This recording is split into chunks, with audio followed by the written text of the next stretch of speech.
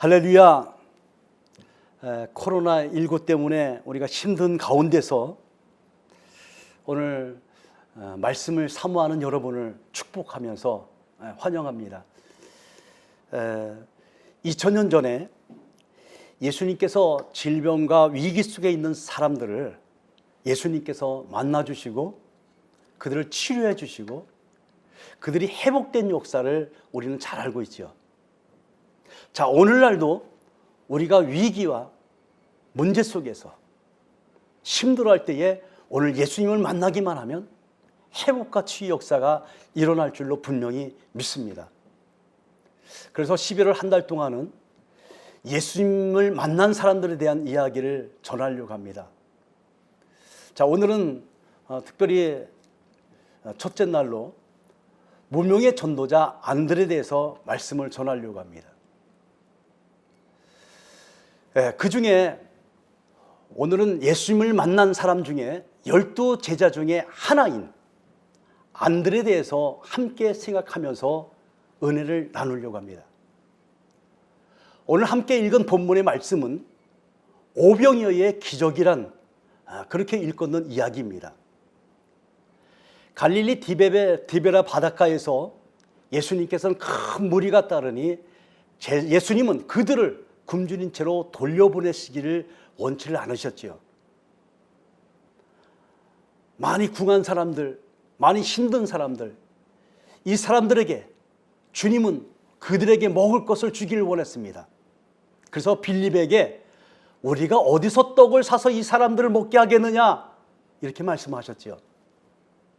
여러분, 이렇게 말씀하신 것은 제자들을 시험하시기 위해서였다라고 성경은 말씀하고 있습니다. 예수님의 질문에 빌립은 곧 대답을 했죠. 예수님, 각 사람에게 조금씩만 나눠질지라도 이 돈으로 계산하면 200데나리온의 떡이 있어야지 부족하지 않겠습니다. 빌립은 재빨리 산술적인 계산을 했습니다. 이 많은 돈이 필요하니까 절대로 불가능합니다. 이렇게 말을 했죠. 빌립과 다른 제자들 모두가 이러한 난관을 보면서 이것은 도저히 불가능하다라고 생각을 했습니다.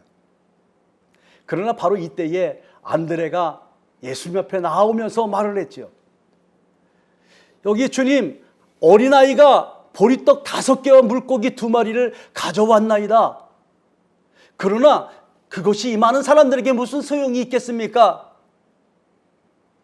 오늘 이 점이 바로 우리가 안드레를 생각하면서 첫 번째 살펴볼 대목이라고 할 수 있습니다. 안드레는 믿음의 사람이었습니다. 예수님의 말씀을 들으면서 빌립은 지금 자신에게 당면한, 지금 여기 현실에 당면한 이 문제를 정확하게 파악을 했죠. 그러니 계산을 해보니까 적어도 200데나리온의 이 돈이 필요하다는 겁니다. 이 사람들을 사 먹이게 하더라도 이만큼의 돈이 있어야 된다는 것을 너무나 잘 알았습니다. 그러나 그에게는 믿음이 없었지요. 아무런 해결책을 내놓을 수가 없었던 것입니다. 빌립은 예수님 앞에 믿음을 보여드릴 수 있는 초려의 찬스에서도 어렵다는 사실을 본 것이었습니다. 그러나 안드레는 그 난관 속에서 기회를 포착했습니다. 여러분, 이것이 믿음의 사람들의 틀린 모습이라고 할 수 있겠지요. 제자들 모두는 믿음의 해결책을 제시하기보다는 그 문제에 거대하다는 것을 생각했습니다. 사실 우리는 한 사건을 만날 때마다 문제의 외형을 보면서 어찌할 바를 모를 때가 너무나 많죠. 그러나 여러분, 믿음의 사람은 그 문제에 크고 적은 것이 문제가 아닙니다. 문제의 근본적인 해결책을 찾는 그런 사람이라고 할 수가 있겠지요. 수만 명의 사람들에게 너무나 적은 것이지만 이 물고기 2마리와 보리떡 5개, 자, 이것을 예수님 앞에 내놓으면서 안드레는 여기 이것이 있습니다. 그러나 이 많은 사람들에게 이것이 무슨 소용이 있겠습니까? 라고 했죠. 그가 소개하는 한 어린아이의 보리떡 5개와 물고기 2마리가 너무나 보잘것 없어서 수만 명의 사람들에게 무슨 소용이 있을까 걱정하면서 주님께 내어놓는 것을 보면은 안드레가 예수님께 만족할 만한 믿음을 보여드렸다고 생각할 수는 없을 것입니다.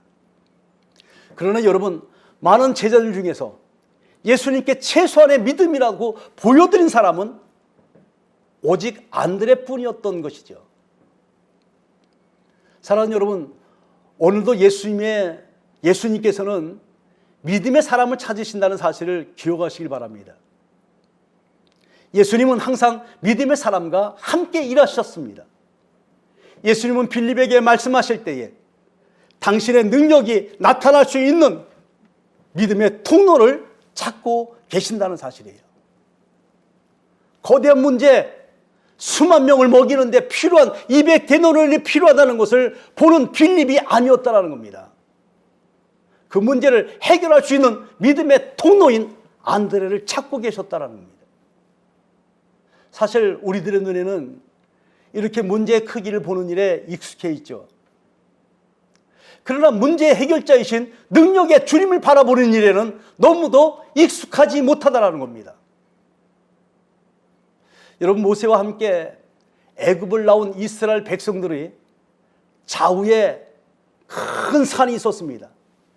옆에는 홍해 바다가 있었습니다. 뒤에는 애굽의 군사들이 먼지를 일으키며 달려오는 것을 보면서 야, 이제 다 죽게 되었구나, 아우성을 쳤습니다.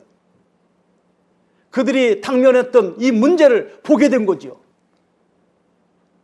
여러분, 이처럼 그 안에서 역사하실 전능하신 여호와를 바라보는 믿음이 그들에게는 없었다는 겁니다. 모세는 그들 앞에 서서 외쳤습니다. 너희는 가만히 서서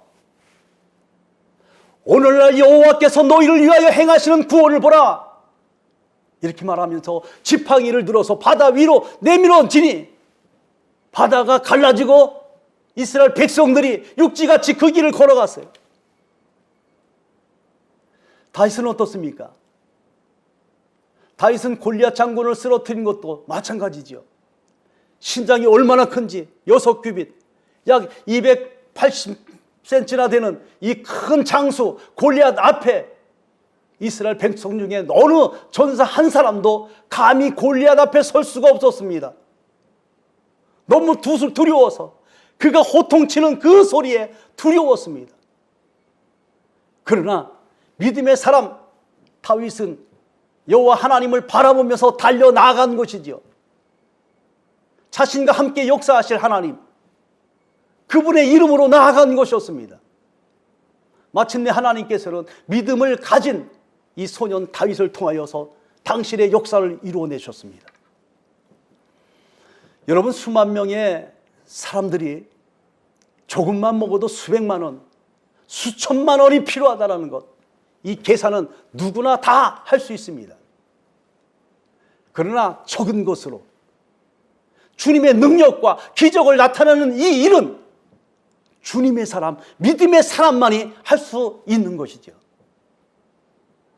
사랑하는 여러분, 안드레처럼 하나님께서 역사하실 수 있는 믿음의 통로가 될 수 있길 바랍니다.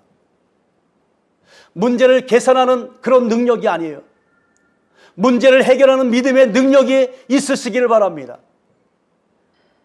함께 있었던 제자들 중에도요, 예수님께 최소한의 믿음을 보여드린 안드레처럼 할 수 있는 최선의 믿음을 보여드리는 여러분들이 되시기를 축원을 드립니다. 두 번째로 생각할 것은, 안드레는 사람들을 예수께로 인도하고 예수님을 사람들에게 소개하는 그런 사람이었다는 겁니다. 그는 훌륭한 전도자였습니다. 오늘 이 본문에 보니까 보리떡 5개와 물고기 2마리를 가져온 어린아이를 생각해 보십시오. 자기의 것으로 예수님이 축사하신 후에 수많은 사람들이 함께 배부르게 먹고 남은 강주리가 7강주리가 되는 것을 보면서 엄청난 기적을 가슴속에 새기게 되었더죠. 자, 이 어린 소녀는 평생 동안 이러한 사건을 잊지 못하고 아울러 예수님을 평생 잊지 못할 것입니다. 마침내 주님의 사람이 되도록 그렇게 만들었죠. 여러분, 어린아이뿐만이 아니었습니다. 요한복음 1장에 보면은 예수님을 처음 만날 때의 안드레 이야기가 나오게 되죠. 안드레는 본래 세례 요한의 추종자였습니다. 이스라엘을 향해서 외치는 세례 요한의 설교를 듣고 안드레는 요한을 따르게 되었습니다.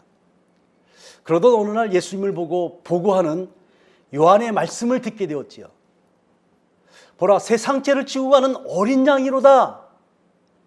안드레는 이 말을 듣고 예수님을 쫓아다니게 되었습니다. 무엇을 구하느냐? 예수님께서 묻자 안드레는 선생님, 어디 계시냐오이까? 대답을 했죠. 안드레의 대답 겸 질문에 예수님은 와보라 말씀하십니다. 그리고 안드레와 한 친구는 예수님이 계신 곳에 따라가서 함께 하루를 같이 보내게 되었습니다. 하룻밤을 예수님과 함께 지난 후에 안드레는 즉시로 자기의 형제 베드로에게 달려갔지요. 우리가 예수님을 만났어. 우리가 메시아를 만났어. 우리가 예수님을 만났어. 그러니까 한번 가보자. 이렇게 말하면서 안드레는 베드로를 예수님께로 데려오게 되었죠. 그는 가장 힘든 가족 전도를 한 것입니다. 여러분, 그가 전도한 이 베드로가 어떤 사람입니까? 성경에 보면은 안드레보다도 베드로가 훨씬 훌륭한 그런 사람으로 소개되고 있는 것을 우리는 알고 있습니다. 베드로는 예수님의 수제자라고 일컬어지는 이런 사도였습니다. 그는 사도들의 지도자였습니다. 오순절에 한 번 말씀을 증거하실 때에 수천 명이 회개하는 역사가 일어났던 설교자였습니다. 그는 초대교회의 아버지라고 불렸고 그 후에는 신약 성경의 일부를 기록한 그런 저자가 되었습니다. 모든 사람들이 존경하고 우러러보는 잊지 못할 수제자였던 것이지요. 안드레는 그가 전도한 형 베드로의 위대함 때문에 항상 가려워져서 소개되고 그렇게 인식되었습니다.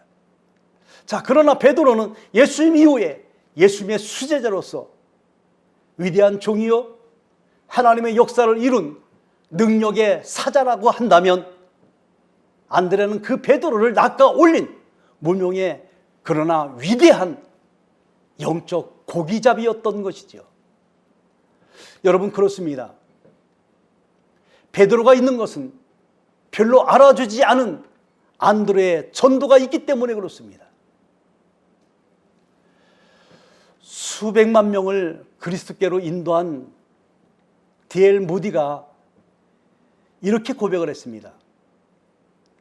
이름도 기억나지 않는 그런 교회학교 교사 때문에 내가 오늘 이와 같이 그리스도 안에서 부흥사가 되었습니다. 이런 고백을 했습니다. 또 세계의 유명한 설교자였던 스폰전 목사님이 나는 무명의 설교자에 의해서 그리스도께로 돌아왔습니다. 이렇게 고백을 했습니다. 사랑하는 여러분, 베드로와 안드레, 훗날에는 베드로가 훨씬 위대한 그런 인물이 되었지요. 그러나 여러분, 하늘나라의 상급에서는 결코 안드레가 적지 않았을 것입니다. 사랑하는 여러분, 안드레처럼 형제를 그리스도 그 앞으로 인도하는 믿음의 사람들이 될 수 있기를 바랍니다. 부모님에게, 자녀들에게, 친척들에게 주의 복을 전하는 그런 종들이 되시기를 바랍니다.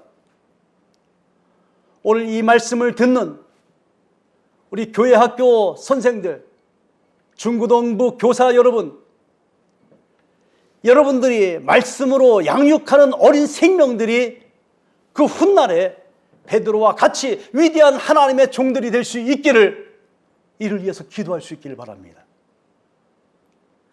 큰 고기를 낚아올리는 이런 영적 고기잡이가 될 수 있기를 축원을 드립니다. 안드레는 어린아이 하나를 예수님께 인도한 것과 베드로를 예수님 앞에 전도한 것 외에도 요한복음 12장에 보면은 헬라인들을 예수님 앞에 데리고 나온 이야기가 기록이 되어 있죠. 헬라인들이 명절에 예배하러 예루살렘으로 올라왔습니다. 헬라인들은 새로운 선생 예수님에 대한 이 소문을 듣고 예수님을 만나고자 했죠. 그 마음이 불일 듯 일어났습니다. 그래서 그들은 예수님의 제자 빌립에게 찾아왔습니다. 선생님이여, 우리가 예수를 뵙고자 합니다. 그런데 빌립은 어떻게 해야 좋을지를 몰랐습니다. 예수님께 이방인들을, 바로 이 헬라 사람들을 데리고 나아가게 되는 것이 올바른 것인가 도무지 판단이 서지를 않았습니다. 그래서 빌립은 그들을 안드레에게 데리고 왔지요. 빌립은 안드레의 판단에 맡기기로 한 것입니다. 그래서 안드레는 이 헬라 사람들을 데리고 빌립과 함께 예수님께로 나아가게 되었어요. 여러분, 이 사건은 대단히 의미 있는 일이죠. 이방인들이 예수님 앞에 몰려오는 처음 표적을 본 사람은 이방인의 사도 바울이 아니라 바로 안드레라는 사실입니다. 이 헬라인들과 안드레가 지금 예수님 앞에 나아갔을 때에, 이때 예수님은 한 알의 밀이 땅에 떨어져 죽으면 많은 열매를 맺고 죽지 않으면 한 알 그대로 있느니라, 이런 말씀을 하시면서 하나님 나라에서 전 세계적인 추수의 때를 위하여 예수님께서 한 알의 밀이 되셔야 한다라는 말씀을 하신 것입니다. 그런 의미에서 최초의 이방인의 사도는 바로 안드레라고 할 수 있을 것입니다. 그는 어린아이를 예수님께 소개하고 그의 형 베드로를 소개할 뿐만이 아니라 그 당시에는 전혀 생각도 못한 이방 사람들을 그리스도께로 인도하는, 그리스도께 소개하는 영적 소개자요, 영적 중매장이었습니다. 영적 어부였던 것을 우리가 알 수 있습니다. 사랑하는 여러분, 하나님은 오늘도 영적 소개자, 영적 중매장이를 찾고 계십니다. 하나님의 사랑, 당신의 사랑, 주님의 그 큰 사랑, 그 은혜, 십자가를 통해서 아버지께 나아가는 은혜와 길을 소개하는 그 사람들을 찾고 계시죠. 중국에서 80여 년간의 생애를 마쳤던 선교사였던 그 허드슨 테일러에게 젊은 선교사들이 조언을 듣고자 방문을 했다고 합니다. 그때 테일러는 먼저 젊은이들에게 물었습니다. 당신은 왜 선교사가 되려고 합니까? 젊은이들은 자신 있게 대답했습니다. 저는 이 황무지 같은 중국 땅에 교회가 서는 것을 보고 싶습니다. 저는 이 중국 사람들이 복음을 듣고 미개한 삶에서 벗어나기를 바랍니다. 그러자 테일러가 말하였습니다. 나는 아닙니다. 중국이 사랑스러워도 그것도 아니요, 이곳 생활이 즐거워서도 아닙니다. 모래바람이 일고 미개한 사람들이 살고 있는 이 문명의 불모지가 무엇이 그리 좋습니까? 이처럼 내가 이곳에 있는 것을 원하지 않고 내가 즐거워하지 않음에도 이를 내가 위하여 목숨을 버릴 수밖에 없게 만드는 그 무엇이 내 안에 역사하고 있기 때문에 그렇죠. 그것은 그리스도가 나를 위하여 죽으셨기 때문입니다. 여러분, 그렇습니다. 영원히 마땅히 죽어야 될 나를 위해서 주님이 대신 죽어주셨어요. 그래서 나는 하나님의 자녀가 되었고 영원한 생명을 얻었습니다. 그 은혜를 받은 사람만이 안드레처럼 영적 소개자가 될 수 있을 것이고 영적 중매장이가 될 수 있습니다. 그렇기 때문에 사랑하는 여러분, 위대한 베드로를 전도했던 안드레처럼 문명의 전도자들이 될 수 있기를 바랍니다. 비록 이 땅에서는 누가 알아주지 않아도 하나님이 사랑하는 그 영혼을 찾으시고 만날 수 있기를 바랍니다. 그래서 하나님의 나라에서 큰 상급의 주인공들이 되시기를 주의 이름으로 축원을 드립니다. 기도하겠습니다. 전능하신 하나님, 오병이어의 기적을 통해서 예수님께서 기적을 베품으로 빈들의 마른 땅 같은 그 영혼들을 위해서 하나님의 역사를 보여주신 것을 보게 됩니다. 그러나 그 한 영혼, 하나님여, 이제 그 어린아이에 보리떡 5개와 물고기의 2마리를 가지고 온 안드레가 있었기에 하나님의 역사가 일어난 것을 보게 됩니다. 하나님, 이 땅 위에서 안드레와 같은 믿음의 사람이 되어지길 원합니다. 수많은 영혼들이, 아직까지도 하나님을 알지 못한 영혼들이 있는데 하나님, 그들의 영혼을 긍휼히 여기며 그 영혼을 주님께로 인도하는 한 사람이 되기를 원합니다. 오늘날 이 땅에서 우리를 사용하여 주시고 오늘 말씀을 듣는 우리 모두에게 다시 한번 주님의 뜨거운 열정이 우리에게 있게 하여 주시옵소서. 우리를 사랑하시는 예수 그리스도의 이름으로 기도하옵나이다.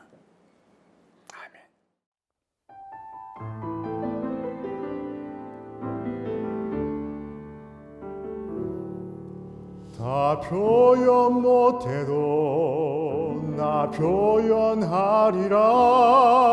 다 고백 못해도 나 고백하리라. 다 할 수 없어도 다 알아가리라. 다 닮지 못해도 나 닮아가리라.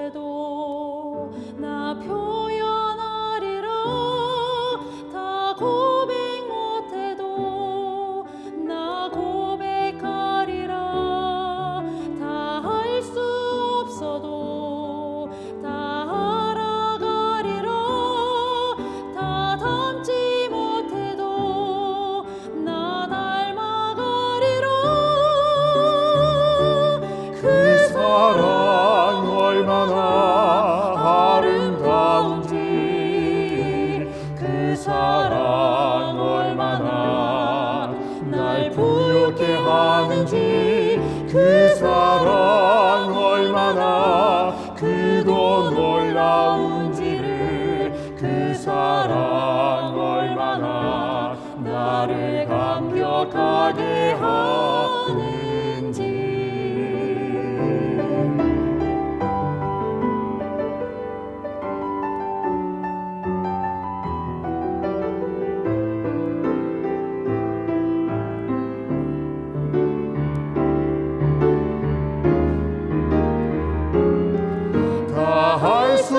없어도 나 알아가리라.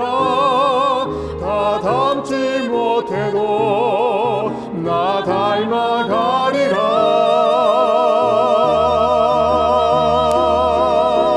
그 사랑 얼마나 아름다운지, 그 사랑 얼마나 날 부욕해 하는지, 그 사랑 얼마나 크고 놀라운지를, 그 사랑 얼마나 나를 감격하게 하는지.